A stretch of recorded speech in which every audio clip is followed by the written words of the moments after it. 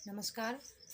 प्रिय दर्शकों, आप लोग कैसे होंगे? स्वस्थ होंगे, मस्त होंगे। मैं आपके अपने चैनल के माध्यम से आपको स्वास्थ्य के बारे में कुछ ना कुछ जानकारी देती रहती हूँ। ऐसे ही आज की जो मैं जानकारी स्वास्थ्य के विषय में देने वाली हूँ वो है स्प्लीन, जिसको हमारे शरीर में एक स्प्लीन पार्ट होता है। अब वो पार्ट स्प्लीन को प्लीहा भी हम कहते हैं। तो उसका क्या काम होता है, तो उसके बारे में मैं बताऊंगी। उससे पहले जिसने अभी तक मेरे चैनल को लाइक, सब्सक्राइब, कमेंट, शेयर नहीं किया है तो जल्दी से कर दीजिए, जिससे मैं जो भी नई नई अपडेट बताती हूँ, जो स्वास्थ्य के विषय में जानकारी देती हूँ, वो आप तक जल्दी से पहुँच जाए, जो मैं स्वास्थ्य के विषय में बताऊँगी। तो चलिए, जो प्लिया या स्प्लीन होती है वो एक हमारे शरीर में ब्लड बैंक का काम करती है, ब्लड को स्टोर करके रखती है शरीर में। तो स्प्लीन जो शरीर में इसका मुख्य कार्य होता है, यह पेट के बाईं ओर स्थित होती है। ये जो पेट होता है, ये जैसे व्यक्ति बना हुआ है और इसके बाईं ओर ये बायां साइड है और ये राइट साइड, ये लेफ्ट साइड, ये राइट साइड। तो लेफ्ट साइड में ये सिचुएटेड होती है प्लीहा, जो लाल रक्त को छानकर संक्रमण से लड़ने की क्षमता उत्पन्न करती है। और इसमें आरबीसीएस होते हैं प्रेजेंट, जो कि संक्रमण से बचाती है, इन्फेक्शन से बचाती है। स्प्लीन में जो आरबीसीएस होते हैं और रक्त को, ब्लड को छान करके तथा जो इन्फेक्शन होता है उसको ये लड़ने से इनको पावर मिलती है, पावर उत्पन्न करती है, जो एक प्रतिरोधक तंत्र का हिस्सा है। और यह एक प्रतिरोधक तंत्र का एक हिस्सा भी होता है, जो इम्यूनिटी पावर इसका बहुत ज़्यादा पावरफुल होता है। स्प्लीन बढ़ने को स्प्लीनोमेगाली कहते हैं। अगर ये स्प्लीन बढ़ जाती है, ये पूरा बढ़ जाता है, इसका आकार, शेप, साइज बढ़ जाता है, तो इसको हम बोलते हैं स्प्लीनोमेगाली।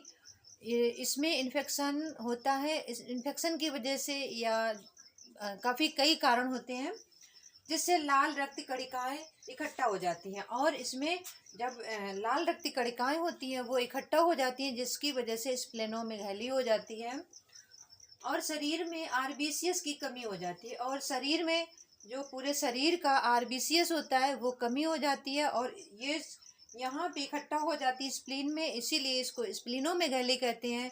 जो आल बॉडी में होती है आरबीसीएस, वो यहाँ इकट्ठा हो जाती है। तो आरबीसीएस जो शरीर में कमी हो जाती है इसी वजह से, जिससे शरीर एनीमिया रोग का कारण बनता है और इसीलिए एनीमिया का पेशेंट हो जाता है।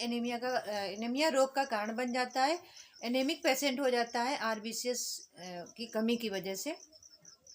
इसको तिल्ली नाम से जानते हैं और इसको हम तिल्ली के नाम से भी जानते हैं। इसमें इन्फेक्शन होने पर शुगर एंड फैट युक्त खाना ना खाएं। अगर इसमें इन्फेक्शन हो गया है स्प्लीन में, तो शुगर एवं फैट युक्त खाना नहीं खाना। जिस भोज्य पदार्थ में फैट ज़्यादा होता है या शुगर ज़्यादा होती, मीठी चीज़ें होती हैं, तो उनको उन पेशेंट को या उन व्यक्तियों को खाना नहीं है। तथा शराब भी ना पिए, दूध उत्पादक वस्तुएं कम खाएं।